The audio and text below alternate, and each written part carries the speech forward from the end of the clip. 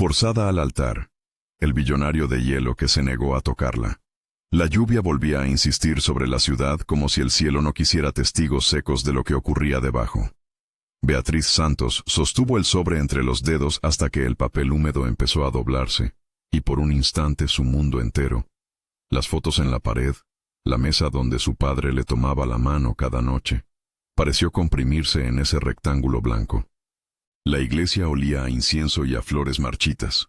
Las manos que la rodeaban eran frías y ceremoniosas. Y en la última fila, Verónica sonreía con la paciencia afilada de quien calcula ganancias. Cuando el notario leyó el contenido del testamento, la sala se vació de sonidos menos del que hizo su propio corazón al detenerse por un segundo. El nombre de su padre resonó y luego se desvaneció en términos legales. Propiedades transferidas, activos distribuidos. Había menciones, cláusulas técnicas, pero lo que a Beatriz le golpeó la cara fue la línea donde se estipulaba que la vivienda familiar quedaba bajo la administración de Verónica Medeiros. No había espacio para interpretaciones cariñosas. La casa que la había visto crecer y los recuerdos impresos en cada grieta quedaban ahora en manos de la mujer que había llegado como compañera y se mostró, durante el sepelio, como heredera natural. Las miradas se hicieron más cortantes. Isabela rió con delicadeza cruel, como quien afina un cuchillo. Los periodistas, avisados a último minuto, comenzaron a revolotear al exterior, buscando titulares. Beatriz sintió que un hilo invisible la empujaba hacia afuera del lugar que, hasta hace unas horas, era su centro. Elena, que había limpiado la casa desde antes de que ella recordara, le apretó la mano en silencio. Una promesa sin palabras. «Quédate con esto», murmuró la mujer al dejarle un pañuelo húmedo. No había consuelo, pero sí un gesto humano en medio del despojo. La primera noche en la casa tras el funeral fue una lista de pequeñas traiciones. Verónica organizó un inventario frente a testigos. Separaron ropa, papeles, fotografías. «No exageres, niña», le dijo Isabela, con tono de instructora, cuando la encontró en la cocina mirando la taza tibia de café que llevaba su nombre escrito en rotulador.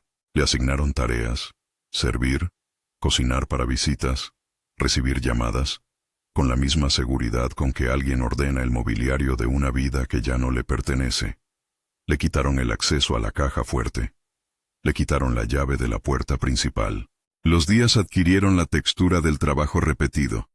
El roce constante del delantal. Las manos que ya no eran solo suyas, sino herramienta para entretener a extraños. La humillación disfrazada de eficiencia. En los almuerzos privados, Verónica hablaba de inversiones, de asociaciones futuras. Y lo decía todo con la voz de quien no ve en el otro a un ser humano, sino a una pieza sustituible. «Tu padre era sentimental», decía, como si esa fuera una falta de responsabilidad. «Nos dejó una carga». Cada palabra estaba medida para dejar claro que el afecto tenía precio y que ella, Beatriz, estaba en débito. Elena era la única que rompía la coreografía. «No te acostumbres», le dijo una tarde cuando nadie escuchaba. «No te quejes hasta que no te quede otro remedio. Pero tampoco te fíes de las sonrisas prestadas». En sus manos, las viejas mantas olían a jabón y a días de esfuerzo.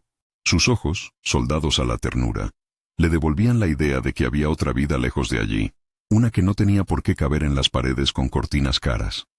Fue en una de esas tardes, cuando la casa parecía un teatro y ella una actriz olvidada en entreactos, que el abogado del señor Augusto, un hombre de traje gris con la voz pulida por muchas bancas, la invitó a su despacho para aclarar algunos asuntos. «Necesitamos inventariar objetos personales», dijo. Beatriz asintió con la sensación de que pedir permiso se había convertido en su nuevo oficio. El nombre de Dante Valente apareció por primera vez como una nota al pie en una conversación de recibidor. «Valente va a cerrar una fusión importante», dijo Isabela, con ojos que brillaron como vidrios. «Si él aprueba el trato, la empresa sube 10 puntos.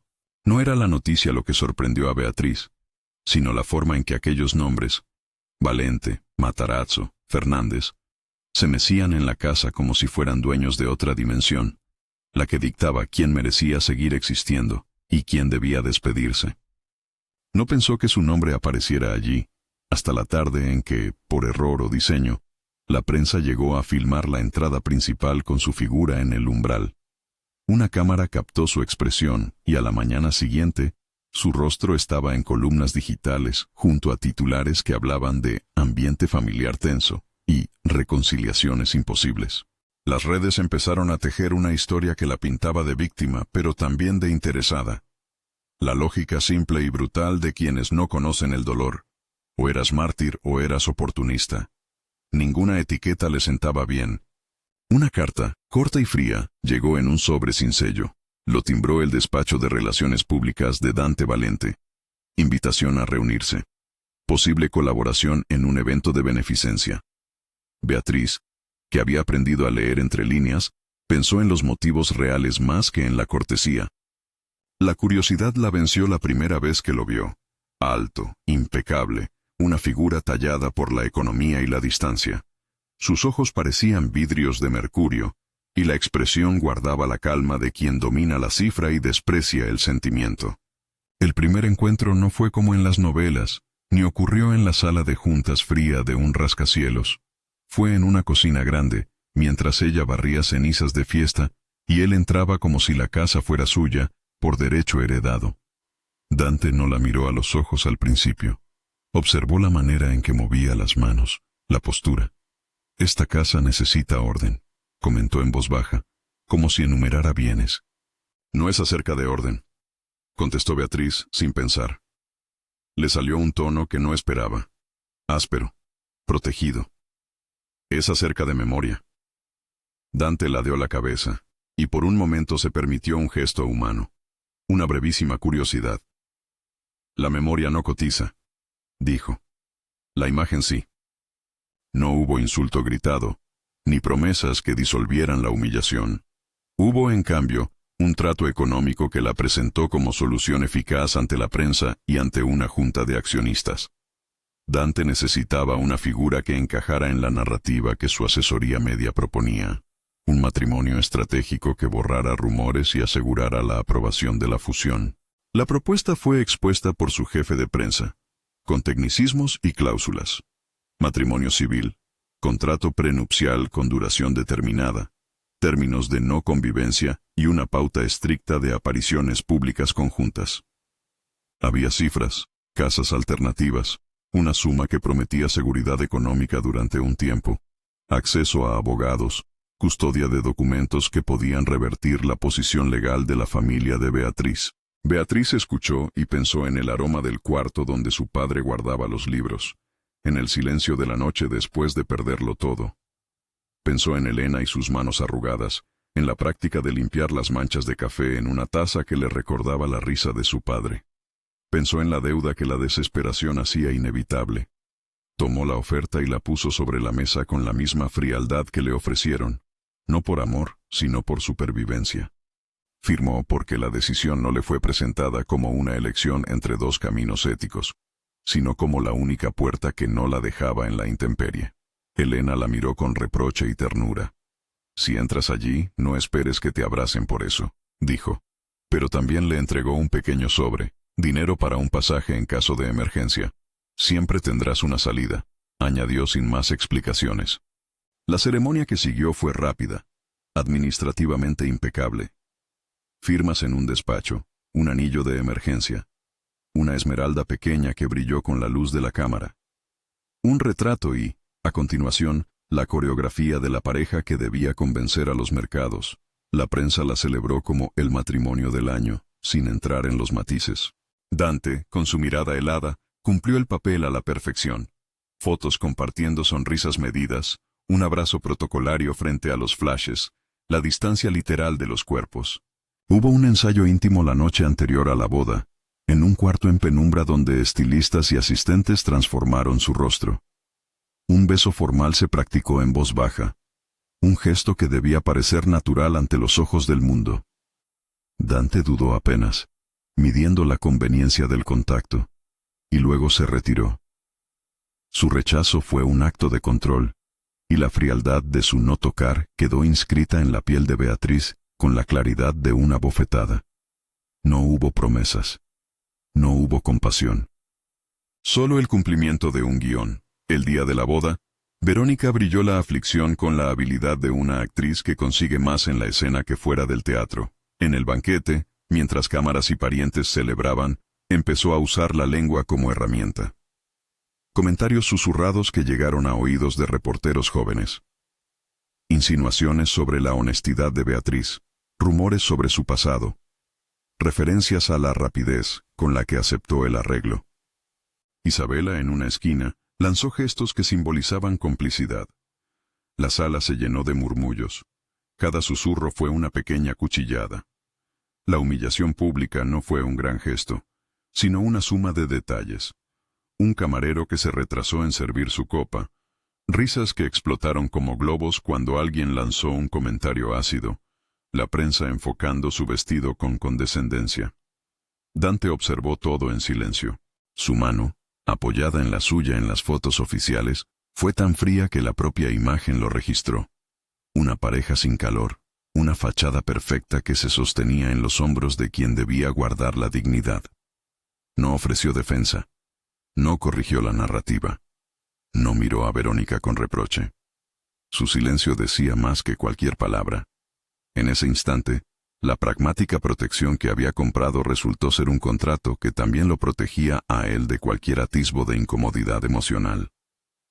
Beatriz lo notó. La sensación fue como caer sin que nadie sujete su cintura. Su garganta se llenó de un sabor metálico, y en un acto que fue más impulsivo que planificado, escribió una nota pequeña en un papel de servilleta.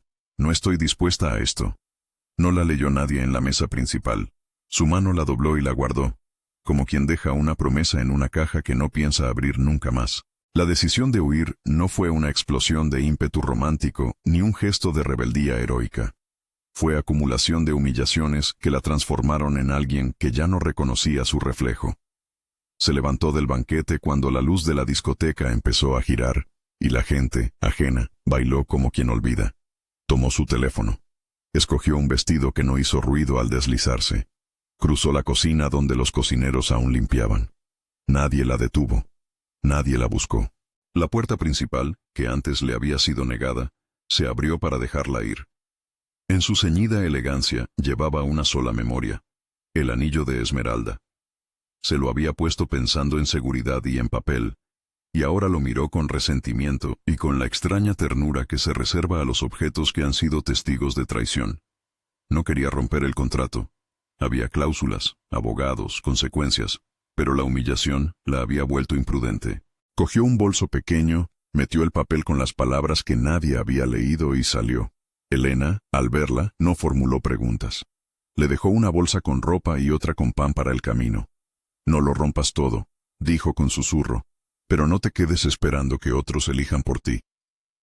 No había piedad fácil en esa frase.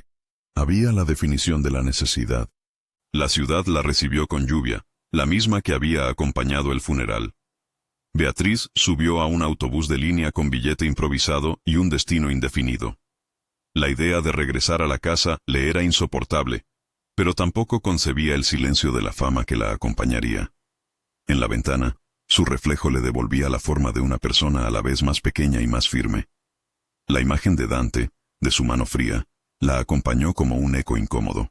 Sus mejillas estaban húmedas, no solo por la lluvia, por la ira, por la vergüenza, por la pérdida. Mientras el autobús se alejaba, pensó en lo que había firmado. Cláusulas, cifras, apariencias. Pensó en lo que no había firmado: el derecho a escoger, el derecho a no ser usada como escudo. La palabra forzada tenía un sabor distinto cuando no era legalmente lineal, cuando era el resultado de presiones sociales y de la suma de humillaciones. Se sentó al fondo del autobús y aspiró el olor a asfalto mojado que, de alguna manera, le devolvía a la ciudad que la había formado. No fue una aventura sin consecuencias. Fue una salida con la claridad de quien conserva hasta el último centavo de dignidad. La decisión de no dejarse convertir en accesorio. En su bolso, además del anillo, guardó una foto antigua de su padre y los papeles que aún tenía. Entre ellos, una carta sin abrir que su padre le había dejado en un cajón. No la abrió entonces. Prefería conocer el terreno donde pondría los zapatos nuevos antes de leer las palabras que podrían volverla atrás. En el vagón, la figura de Dante se desdibujaba entre las cortinas de humo de la prensa y la distancia del calendario empresarial.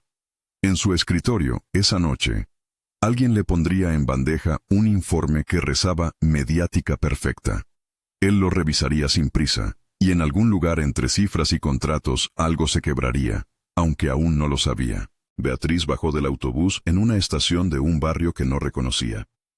El cielo, aunque seguía gris, se abrió en franjas de luz que prometían otras estaciones. Caminó hasta una pensión pequeña que anunciaba habitaciones por semana. La puerta chirrió cuando la abrió, y una mujer de manos fuertes y sonrisa amplia apareció. Era Dona Celia, con un delantal y la habilidad de quien sabe leer el peso en los hombros de un viajero. «¿Buscas un lugar para dejar la noche o para dejar la vida?», preguntó ella, divertida pero sin liviandad. Beatriz no supo qué contestar. No quería tampoco que la compadecieran. Aún así, contó lo esencial: nombre, una historia rota, un anillo que le quemaba la mano. Dona Celia le ofreció una cama y una cena caliente, y sin prisa la puso a trabajar en tareas pequeñas para pagar la estancia. El trato no era caridad, era intercambio, trabajo por techo, y en medio de esa lógica Beatriz encontró, por primera vez desde la muerte de su padre, una reflexión que no venía marcada por la exigencia del lujo.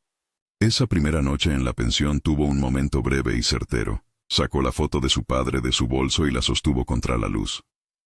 La cara de él le sonreía con paciencia de siempre, y por un segundo ella imaginó que la aceptaba entera, con su miedo, sus decisiones y sus errores. No era la absolución que buscaba, pero bastó para anclarla. En la mañana se levantó antes del alba. El día le ofrecía la posibilidad de una lista de oficios: lavar, vender empanadas en la esquina, trabajar en una lavandería. Todo pagaría, poco a poco, y en ese paganismo cotidiano había una promesa honesta. Si ganaba su pan, nadie podría decir que lo hizo a costa de su cuerpo o de su nombre. Mientras se calzaba, deslizó el anillo en un bolsillo interior, como quien guarda una moneda de azar. No pensó en reconciliaciones ni en venganza. Pensó en el paso siguiente. La huida había sido un acto de ruptura, no un comienzo perfecto. No tenía casa, no tenía un apellido con el que luchar, pero había algo que no le habían podido arrebatar: la posibilidad de elegir el propio rumbo. En la lluvia que aún persistía sobre la ciudad, la brisa le trajo un sonido que le pareció madera antigua: la campana de una iglesia en otra avenida. No tenía que ver con la que la había sentado en el banco del duelo. Esta campana anunciaba la vida que continuaba, sin permisos ni decretos. Cuando dejó la pensión por la tarde para ir a la lavandería, se encontró con una nota pegada en la puerta del cuarto, un papel doblado con la caligrafía de Elena. «No estás sola. Si algún día necesitas algo, pide por el número X. H». Era la confirmación de que no todo el mundo en esa casa había apostado por las sonrisas afiladas de Verónica. El mensaje era corto, pero su peso era igual al de un testimonio. Alguien guardaba su retaguardia. Le costó conciliar que todo aquello fuera real. Había arrancado una etapa, pero el otro acto, la reconstrucción, todavía no tenía guión. Se le ocurrió por primera vez pensar en estudiar, en aprender el lenguaje de la ley que tanto había hablado sobre su padre sin protegerlo. Pensó en leer contratos como se leen mapas para no perderse más. Era una idea que sonaba brillante y temeraria, sin certezas, pero con un norte apenas dibujado. A lo largo de esa tarde, en la lavandería, entre máquinas que resonaban como latidos y el olor a jabón, empezó a contar su historia en retazos para quien la escuchara con capacidad y sin juicio. No buscaba compasión, buscaba testimonio, que su experiencia fuera algo más que rumor. Algunas personas dijeron lo obvio. Con razón se fue. Otras, con menos ruido, le ofrecieron nombres, teléfonos, direcciones. El mundo, a pesar de su evidencia cruel, seguía conteniendo centros de amabilidad tímida. Mientras plegaba ropa, su mano rozó el anillo. Lo sacó y, en la palma, la esmeralda parecía pequeña y muy distinta. No era símbolo de compromiso, sino una pieza que había servido para cubrir la vergüenza. Pensó en Dante, en cómo su mano lo había dejado intacto en las fotos, y cómo su silencio había sido el gesto más hiriente. No deseó venganza, pero la idea de estudiar derecho empezó a adquirir cuerpo. Si alguien iba a entender la manera en que la habían empujado fuera del hogar, sería alguien que supiera traducir humillaciones en cláusulas. Esa primera noche en la ciudad nueva, cuando el sueño la alcanzó en la camita estrecha, soñó con dos imágenes superpuestas: una casa grande y cálida que lentamente se congelaba, y una planta pequeña que, regada en la penumbra, brotaba verde en medio del cemento. Se despertó con la sensación de que la semilla estaba plantada. No sabía cuánto tiempo tomaría brotar, pero tenía algo que antes no: la decisión de no volver a ser objeto. Decidió, en silencio, que aprendería a nombrar sus derechos y a sostenerlos. En la recepción de la pensión, nadie le preguntó por su apellido. Una señora, que barría la vereda, le ofreció un trabajo de camarera en un bar cercano. No era lo que ella soñaba, pero pagaría y le daría un puesto desde donde observar la ciudad, sus historias y sus posibilidades. Tomó la oferta. Cada paso pequeño era un ladrillo contra la humillación. Esa misma semana, mientras recogía platos en uno de esos bares, la televisión local dio por enésima vez las imágenes de la boda. Una pareja perfecta, un banquete iluminado, una mujer que huía en la noche. La cámara había captado el momento en que Beatriz se alejó. El país se preguntó si era drama o escándalo, y la historia se repartió en opiniones rápidas. En el bar, algunos preferían la versión fácil. Ella se había ido por ambición. Otros, más callados, comentaban la expresión helada del hombre de la foto. Beatriz, mientras limpiaba una mesa, sintió la mirada de varios clientes que, sin saberlo, le preguntaban por un pedazo de verdad. Esa misma noche, mientras doblaba un mantel, un hombre de mediana edad se sentó en la barra y la observó con una atención que no era curiosidad malsana, sino interés profesional. Se presentó como asistente jurídico de un despacho pequeño y le preguntó si alguna vez había pensado estudiar. La justicia no es solo cosa de salas frías, dijo. Se aprende en la calle, en el engaño y en la reparación. Le dio una tarjeta, la afirmó con una sonrisa respetuosa y se fue. Beatriz metió la tarjeta en el bolsillo y la tocó con la yema del dedo, como quien calibra un posible rumbo.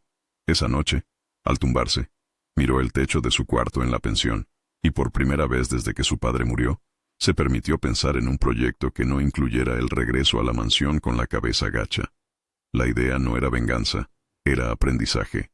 La exhumación de su dignidad no pasaría por humillaciones públicas, sino por un trabajo constante que la colocara en pie por sí misma. Guardó la fotografía de su padre bajo la almohada y, antes de dormirse, repasó la lista de cosas que necesitaría aprender. Leer documentos, entender contratos, ahorrar. Le fue imposible dormir sin que la imagen del anillo volviera como una nota discordante. Lo acomodó en el joyero pequeño que le había dejado dona Celia con cuidado, como si la joya fuera una reliquia peligrosa. No la había perdido, la llevaba como advertencia y como recordatorio. Si algún día volvía, no sería para encajar en una narrativa ajena. Volvería para reclamar, para nombrar con su propia voz todas las cuentas que le habían vendido por silencio. En la mañana siguiente, cuando salió a la calle, el aire olía a tierra mojada y a hojas. Las escasas luces de la ciudad prometían horarios de trabajo y mundanas oportunidades. Beatriz apretó el anillo en su bolsillo y respiró hondo. Hacía 3 días que había dejado la mansión. Hacía menos de una semana que llamarse a sí misma con libertad le parecía una posibilidad lejana. Pero en el movimiento simple de empezar a coser botones para pagar la semana, había una nueva sensación. La de construir, paso a paso, una estructura propia.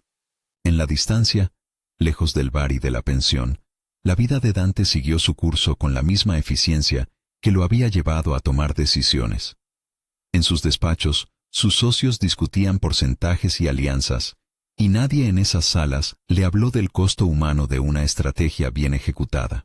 Él vería, quizá más tarde, las grietas de su propia indiferencia.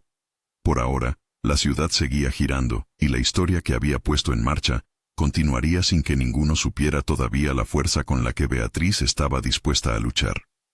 Y así, cuando la tarde cayó, la imagen de la joven que se levantaba de las cenizas de una vida fue todavía un boceto que pedía tiempo para secarse. El tiempo, que no pide permiso para curar o abrillantar cicatrices, comenzó a trabajar a favor de la idea que Beatriz había plantado en la noche de la pensión: aprender a nombrar sus derechos y a sostenerlos. No fue una decisión romántica ni una ambición repentina. Fue la consecuencia de un clima interno que ya no aceptaba que otros escribieran su destino. Así empezó la rutina que cambiaría la vida de quien alguna vez fue forzada a un altar que no quiso. Buscó información en bibliotecas públicas, hizo cursos básicos en una facultad vecina, leyó cada contrato que pudo conseguir, desde contratos de trabajo hasta pequeñas demandas vecinales. Por las noches, después del turno como camarera, abría los cuadernos bajo la luz de una lámpara prestada y subrayaba con la tenacidad de quien aprieta el lápiz hasta que la mina se curva. Aprendió a desmenuzar cláusulas como quien desgrana un pan. Entendió dónde se escondían las trampas y cómo se cerraban las salidas. Cada término que dominaba era un ladrillo que colocaba para levantar, en silencio, su propio edificio. Hubo un día que recuerda con claridad.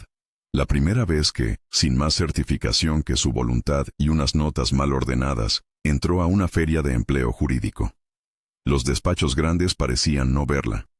Sus trajes, sus tarjetas brillantes estaban hechos para oficinas donde el linaje contaba. Pero no todo se gana en los salones principales. En una mesa pequeña, una abogada de un despacho mediano miró su carpeta y sin postureo le dijo: «Tú tienes hambre, eso vale. Si aprendes rápido y no necesitas vacaciones, podríamos darte algo de formación». Fue así como conoció a Roberto Andrade, un hombre que había empezado en tribunales modestos y que, a diferencia de tantos, creyó que la ley no debía estar reservada para quien ya tenía privilegios. Roberto fue un puente.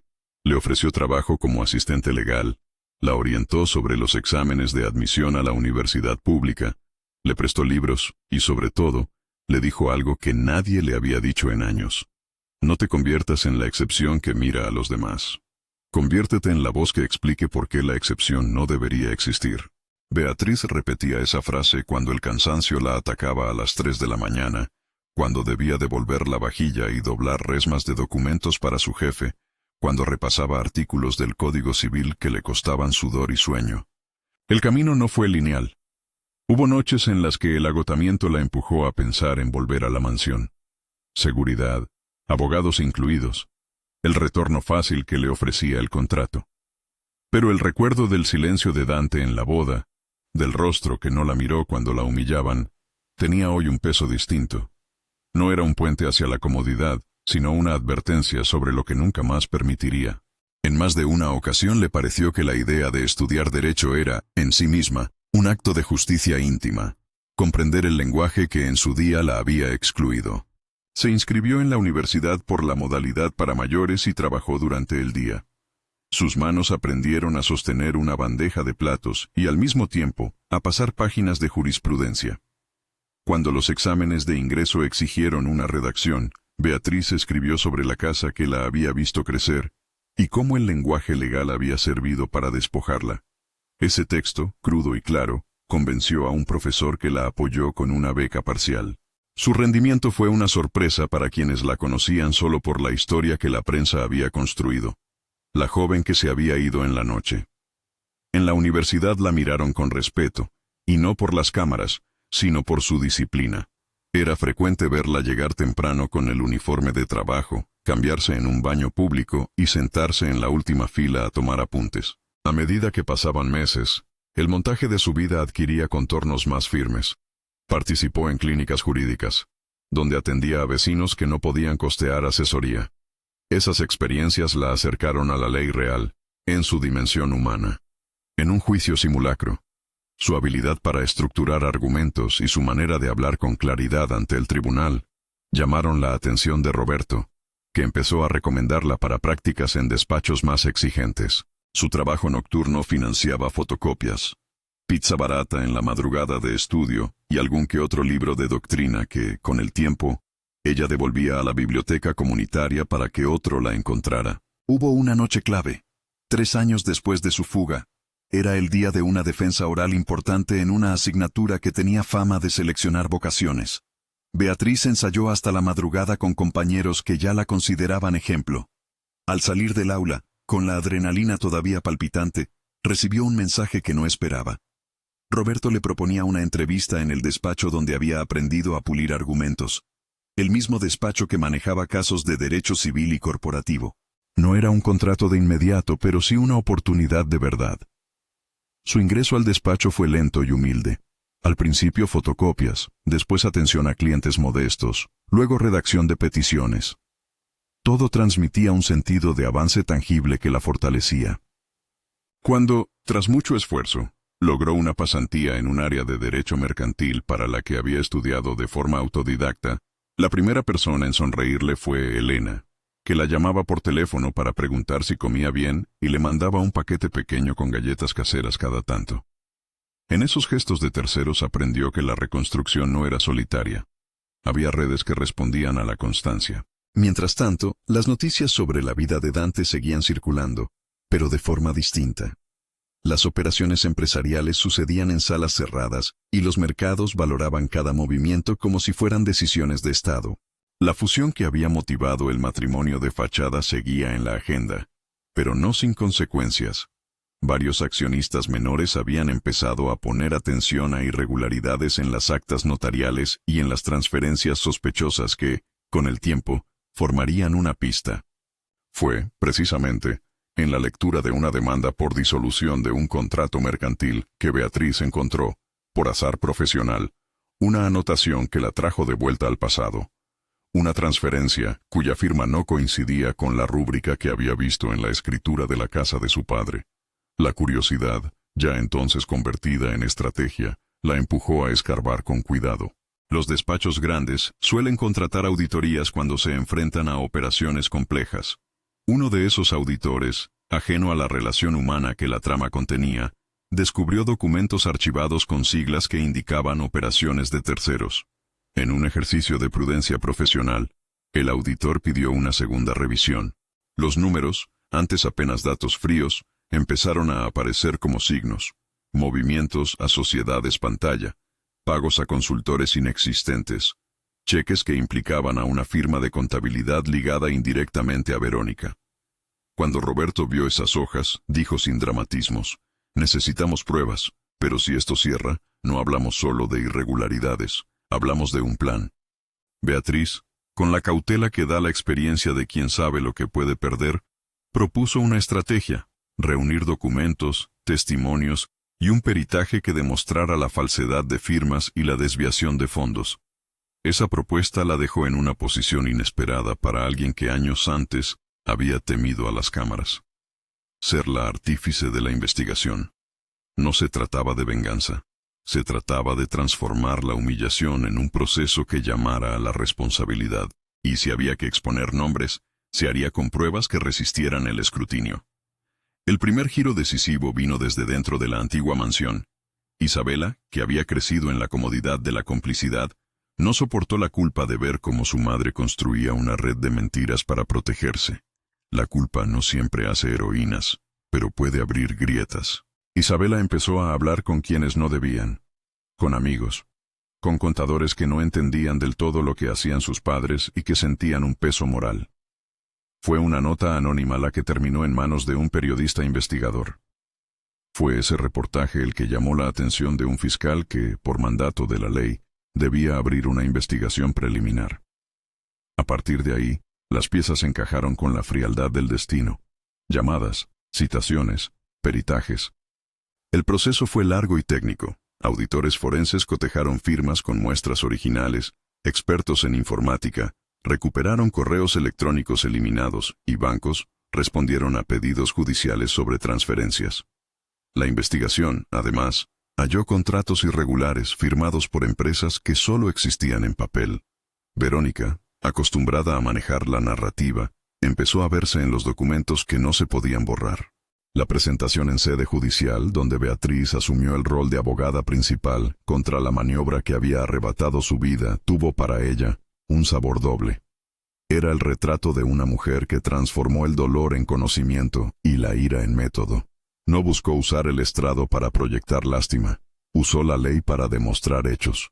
Ante el estrado, con la voz firme y el cuaderno lleno de notas, explicó cómo la alteración del testamento y las transferencias encubiertas constituían delito. No fue un alegato melodramático, fue una exposición ordenada. Fechas, firmas, extractos bancarios, testimonios de contadores. Cada evidencia tenía una huella digital que la relacionaba con actividades concretas. Los peritajes eran contundentes. La firma del supuesto acta de aceptación no coincidía con la del registro. Se detectó una manipulación en los escaneos que correspondía al momento en que la caja fuerte fue vaciada. Una auditoría independiente concluyó que ciertos bienes habían sido desviados a sociedades pantalla cuyas cuentas se cerraban en paraísos fiscales. La suma de pruebas era clara y pánico empezó a entreverarse con el aire que Verónica respiraba. Dante, por su parte, vivió esos meses como una erosión lenta y dolorosa de certezas. No porque lo obligaran los jueces, aunque las preguntas de los periodistas lo cuestionaban, sino porque la acumulación de evidencias chocaba con la narración que había sostenido su imagen. La de hombre que hace lo que hace por la empresa y no por el drama humano. Cuando se enteró de la profundidad del fraude, la distancia entre él y su decisión de no intervenir se volvió insoportable.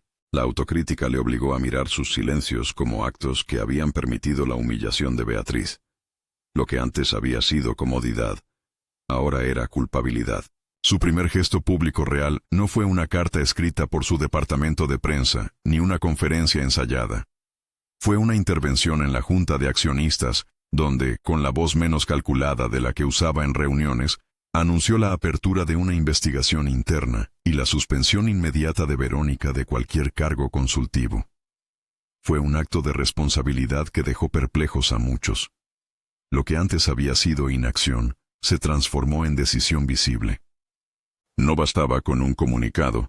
Dante debía poner su capital social a prueba y aceptar el escrutinio. Al día siguiente, el despacho fiscal acompañó la investigación y solicitó el bloqueo de activos vinculados a las operaciones irregulares. La reacción de Verónica fue furiosa, pero los golpes habían calado hondo. Su confianza en la impunidad se resquebrajó cuando el fiscal, con aval de la auditoría y testimonios, solicitó medidas cautelares. Las imputaciones que la alcanzaron incluyeron fraude, falsificación de documentos y apropiación indebida.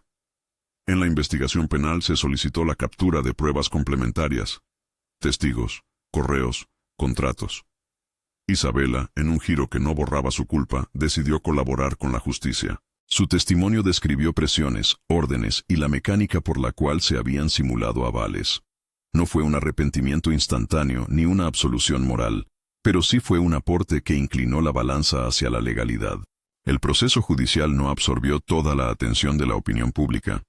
La figura de Beatriz empezó a aparecer en columnas que no la reducían a la anécdota del pasado. Se hablaba ahora de una abogada que había crecido entre turnos y apuntes nocturnos, que había liderado una investigación con rigor técnico y que había desarmado un ardid con profesionalismo. Eso, más que la venganza, era lo que la convertía en figura. Era la mujer que usó la ley como tabla de salvación. Las entrevistas que dio mientras esperaba audiencias no fueron una búsqueda de fama.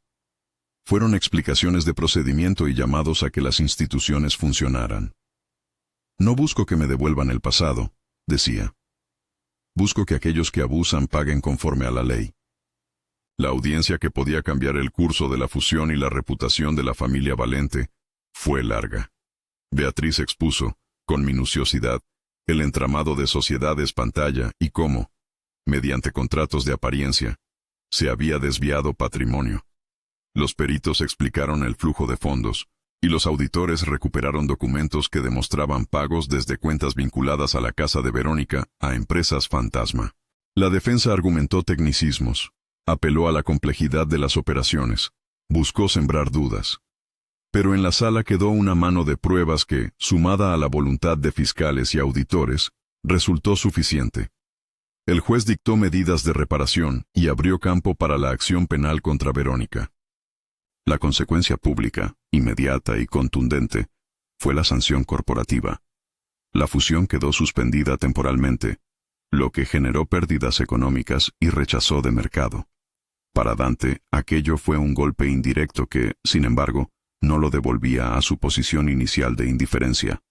En un gesto que marcó su proceso de redención, decidió asumir responsabilidad ejecutiva sobre las fallas de supervisión, convocó a una rueda de prensa, y sin eufemismos, dijo que se abriría un protocolo de transparencia que incluiría la restitución de activos afectados y la colaboración plena con la justicia. Fue la primera vez que su voz se torció por algo que no eran números. el reconocimiento del daño causado. Las sanciones a Verónica no fueron un acto simbólico. La investigación penal avanzó, y con los testimonios y peritajes en mano, la Fiscalía formularizó cargos penales que llevaron a un juicio. El proceso exhibió varias pruebas de cargo: transferencias irregulares, falsificación de documentos de la casa, certificados notariales manipulados. También hubo una etapa civil que apuntó a la restitución patrimonial. La consecuencia fue doble. Verónica enfrentó sanciones penales y fue obligada a devolver parte del patrimonio mediante un procedimiento civil. La justicia no fue un bálsamo instantáneo para Beatriz, no lo pretendía, pero sí un mecanismo que obligó a la sociedad a mirar y sancionar. Mientras todo eso ocurría, Dante no se limitó a gestos retóricos. Sus actos comenzaron a ser tangibles. Devolvió las llaves de la casa a través de un documento público que registraba la restitución de bienes a Beatriz. Ordenó la suspensión de contratos que implicaban a Verónica y dio su palabra, en presencia de abogados y de cámaras, de colaborar con la investigación. No fueron regalos grandilocuentes, fueron decisiones que implicaban renuncias, pago de multas, apoyo a la auditoría y el distanciamiento de asesores que habían recomendado soluciones fáciles. Esa voluntad de hacerse cargo no borró su error previo, pero generó el tejido de la confianza, que no se recomponía de la noche a la mañana, sino con actos repetidos. Beatriz recibió esos gestos con desconfianza prudente. Había aprendido que la palabra no bastaba. Quiso ver medidas concretas. Le pidió que, por ejemplo, firmara acuerdos de reparación con cláusulas específicas, restitución de la casa, asignación de fondos para cubrir gastos legales y la creación de un fideicomiso para la reparación de daños causados a terceros por las maniobras. Dante aceptó esas condiciones, y su firma en los documentos tuvo la mirada de quien sabe que el precio moral supera cualquiera de los acuerdos financieros que gobiernan su mundo. La relación entre ambos, que había nacido en una mesa de negociación por conveniencia, se fue transformando en conversaciones verdaderas. No fue un flechazo romántico. Fue un proceso de reencuentro, donde Dante expuso errores y Beatriz puso límites.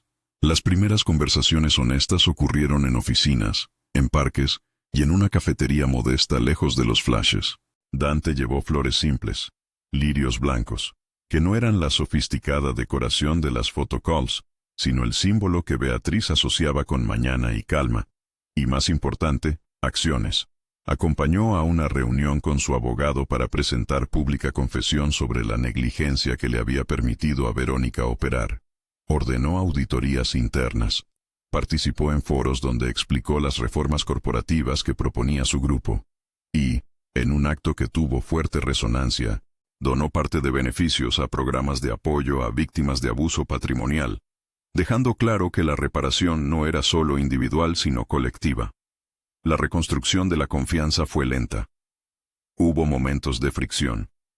Cuando Dante hablaba con periodistas, Beatriz observaba si priorizaba su propia reputación o la restitución. Cuando ella presionaba por medidas de transparencia, él reaccionaba inicialmente con defensas corporativas. Pero el hilo conductor fue la consistencia. Dante mantuvo una actitud de exposición pública que no se agotó en un titular, sino que se tradujo en cambios institucionales. En la empresa, se reemplazó parte del directorio involucrado, se implementaron medidas de control, y, en un hecho notable, Dante renunció a la vicepresidencia que le daba poder directo sobre las áreas que habían fallado, para asumir un rol de presidente con un código de conducta que él mismo impulsó. Fue una renuncia de privilegio que en la calle muchos leyeron como auténtico arrepentimiento. El choque final no fue únicamente jurídico, fue humano y público. En una conferencia donde se anunciaron las medidas de reparación, Dante habló frente a cámaras y a un auditorio que incluía accionistas y periodistas. Sin guión, sin la frialdad de siempre, dijo: «Fallé en ver a una persona detrás de lo que creíamos un problema de imagen. Guardé silencio y eso la dañó. No puedo borrar lo ocurrido, pero me comprometo a que mi empresa responda y que las responsabilidades se asuman». Sus palabras fueron medidas, pero las acciones que siguieron, la restitución de bienes a Beatriz, la colaboración con la Fiscalía y la puesta a disposición de documentación, permitieron que sus palabras pesaran. La victoria en sede civil que permitió a Beatriz recuperar una parte significativa de sus bienes y que además obligó a Valente Inc. a resarcir el daño reputacional y financiero causado por la maniobra, tuvo un impacto inesperado. No solo cerró una etapa legal, sino que dejó claro que la restitución podía coexistir con la reinvención. Beatriz, que ya no buscaba venganza personal sino justicia, aceptó que los recursos recuperados fueran parcialmente destinados a crear algo más duradero. Una fundación para mujeres que vivieran situaciones de abuso patrimonial y jurídico. Fue una decisión consciente. Transformar lo que le habían quitado en un instrumento de prevención y acompañamiento. En la primera reunión para fundar la organización, Beatriz habló con claridad. Que nadie tenga que aprender derecho porque no tuvo quien lo defendiera. Aprendamos y enseñemos. El rol de Isabela en el proceso fue complejo. No quedaría impune su participación en años de complacencia. La ley la alcanzó en su dimensión de cómplice. Pero su colaboración con la investigación la puso en una situación donde su testimonio fue útil y su sanción proporcional. No fue una absolución moral, pero sí una oportunidad de reparar públicamente. Participó en actos de reconocimiento, pidió perdón y se comprometió a colaborar con proyectos sociales. La justicia, en su dimensión pública, sancionó. Y la sociedad, que no busca redenciones automáticas, observó cómo las consecuencias se aplicaban con rigor. El clímax emocional de la historia, ese instante donde lo legal y lo humano se entrelazan, ocurrió en una sala de prensa después de una sentencia que confirmó la responsabilidad civil de parte de los implicados y ordenó medidas de restitución. Ante las cámaras, Dante pidió la palabra y, por primera vez, su voz no tuvo la frialdad de los números. Titubeó, enumeró errores y con una claridad que desarmó a más de uno, dijo que no bastaba con reparar bienes. Debía haber acciones que demostraran un cambio sostenido, crear un comité de ética, financiar la nueva fundación de Beatriz y, lo más difícil para él, renunciar a la mera defensa de su imagen. Fue un acto público que desgajó una nueva posibilidad. Una reedición del vínculo entre dos personas que habían sido colocadas en un mismo tablero por el poder y la conveniencia, y que ahora podían, si ambos querían, elegir la compañía de manera libre. Beatriz no aceptó la reparación como si fuera un ticket a la reconciliación. Puso condiciones claras: acompañamiento psicológico, transparencia, gestos que demostraran que el cambio no era un maquillaje. Quería ver la moderación de sus equipos, acciones reparadoras para con víctimas de situaciones similares y, sobre todo, la libertad de decidir su futuro sin coacción económica. Dante cumplió. Pagó. Sí. Pero también pidió ayuda profesional para entender por qué la distancia emocional había sido su primera respuesta, y cómo reconstruir una forma de relacionarse que respetara la autonomía ajena y la suya propia. Esas fueron las primeras semanas de convivencia horizontal entre dos adultos que, en otra vida, habían sido colocados en papeles ajenos. El cortejo posterior fue lento, hecho de pequeñas pruebas y de actos repetidos. No hubo grandes gestos escenográficos que sustituyeran la autenticidad. Hubo reuniones para trabajar en la fundación, discusiones sobre estatutos, noches donde la responsabilidad se mezcló con la cotidianidad de quienes reparan y limpian. Dante aprendió a pedir perdón sin justificar. Beatriz aprendió a recibir sin olvidar. En la penumbra de un despacho, en medio de contratos y correos, pudieron encontrar algo que valía más que la espectacularidad. Respeto recíproco. La boda verdadera, que cerraría un ciclo, fue íntima. No hubo orquesta de cámaras ni banquete que devorara la ceremonia. Hubo lirios blancos, abuelos que lloraban sin cámaras. Helena que con manos temblorosas acomodó el velo, y Dona Celia que llegó con una tarta modesta y perfecta. El anillo de esmeralda, que una vez había sido símbolo de una promesa reglamentada por terceros, fue ofrecido de nuevo. Dante lo pidió con humildad, no para asegurar una imagen, sino para sellar un compromiso que había nacido de la responsabilidad real. Beatriz aceptó no porque necesitara validación, sino porque, en esa hora, reconoció que el hombre que tenía frente a ella había recorrido un trayecto de responsabilidad que había dejado huellas. La ceremonia tuvo un clima de reconciliación pública y privada. En el discurso que Beatriz dio frente a su gente, la palabra que más repitió fue dignidad. La dignidad de quien se rehace, la dignidad de quienes acompañan la reconstrucción y la dignidad de quienes piden responsabilidades. Dante, en su intervención, no pidió absolución. Dijo que estaba agradecido por la paciencia y que su deber era hacer que la empresa y su vida personal se ajustaran a los principios que ahora prometía defender. No todo se resolvió con la firma de un acta o con un voto de amor. Hubo terapias, conversaciones difíciles sobre límites, encuentros con la prensa que debían ser gestionados desde la nueva postura ética, y el trabajo constante de la fundación que Beatriz había creado, un equipo que incluía a abogadas jóvenes, psicólogas y trabajadoras sociales dedicadas a acompañar a mujeres víctimas de despojo patrimonial. La fundación nació con claridad, asesoría legal, apoyo psicológico y programas de capacitación. Fue, para Beatriz, la forma más clara de transformar su historia en una herramienta colectiva. Meses después de la boda, en una tarde templada, Beatriz recibió una noticia que cerró el arco emocional. Un examen confirmó que estaba embarazada. No fue necesariamente la culminación de su historia, pero sí un símbolo de renovación. La noticia la compartió primero con Elena y Dona Celia, que lloraron como si fueran parte del milagro cotidiano que es el afecto que se ganó con esfuerzo. Dante, que ya había aprendido a no traducir todo en operación, se quedó en silencio, con las manos temblorosas, como si reconociera que esa nueva vida era una promesa que lo obligaba a sostener su compromiso de forma aún más irrebatible. El epílogo de su historia no fue un epílogo de cuento. Fue un comienzo con heridas todavía visibles, y un futuro sustentado por trabajo, por reparación, y por la convicción de que el amor que merecía celebrarse debía ser siempre también un acuerdo ético. La fundación prosperó en su modestia inicial. Ayudó a cientos de mujeres, financió talleres de educación legal y logró, en su primer año, reinsertar a varias beneficiarias en empleos dignos. Beatriz dirigió esa institución con la misma dedicación que había puesto en las noches de estudio, claridad de objetivos y una voluntad resistente. Dante mantuvo su promesa pública. Se dio cargos a quienes pudieran supervisar el cumplimiento de códigos. Firmó acuerdos de transparencia y se mantuvo disponible en audiencias públicas cuando los medios lo llamaban.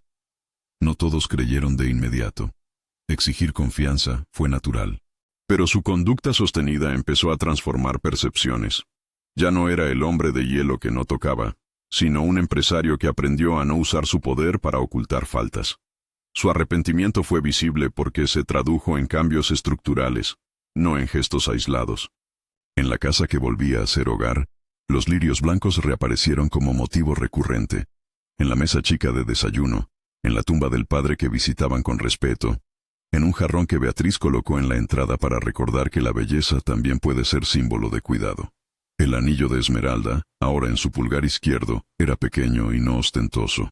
Su brillo ya no marcaba sometimiento sino la historia completa de lo que se había exigido para merecerlo. Al final, cuando la ciudad había recogido el ruido de los juicios y la prensa buscó historias nuevas, la narrativa consolidada era otra. La de una mujer que, forzada a un altar por la violencia económica y mediática, decidió no aceptar ese guión y se lanzó a escribir uno propio. La narrativa de Dante había mutado también, de un impasible a un hombre que aprendió a sentir culpa y a convertirla en actos regeneradores. No fue un final sin marcas, fueron cicatrices que hablaban de verdad. Las consecuencias legales recayeron con rigor sobre Verónica. La sociedad exigió su parte y la justicia la aplicó conforme a las pruebas. Eso no borró el daño, pero sí lo reconoció. En el jardín de la pequeña casa donde ahora vivían, bajo un árbol que había sobrevivido a décadas de estaciones, Beatriz y Dante caminaron una tarde con la idea de un futuro que incluía un bebé y la fundación. Ella llevaba un cuaderno donde apuntaba metas de la organización, él, un ramo modesto de lirios. Al detenerse, Beatriz sostuvo la mano de Dante y no buscó promesas grandilocuentes. Le pidió algo más simple, que siguiera actuando con la misma humildad con la que había reconocido sus faltas. Él asintió, sin palabras vacías, con la seriedad que había ganado con las decisiones que tomó. La última imagen que quedó resonando, como un eco que explica el título que alguna vez la definió, fue sencilla. Una mujer que caminó fuera de un altar fingido y volvió a él por elección, no por imposición. Un hombre que dejó de ser de hielo y aprendió a sentir el calor de la responsabilidad. y un jardín con lirios blancos que no eran solo adorno, sino memoria y promesa. Forzada al altar, sí, pero no para quedarse en el papel que le impusieron. Salió, estudió, luchó y volvió cuando quiso. Y su regreso fue un contrato firmado entre dos personas libres que eligieron, finalmente, amarse con respeto y justicia. Si la historia de Beatriz te dejó algo, compártela con alguien que necesite recordar que la dignidad siempre es inviolable. Dale like, suscríbete y cuéntanos en los comentarios qué te enseñó su camino.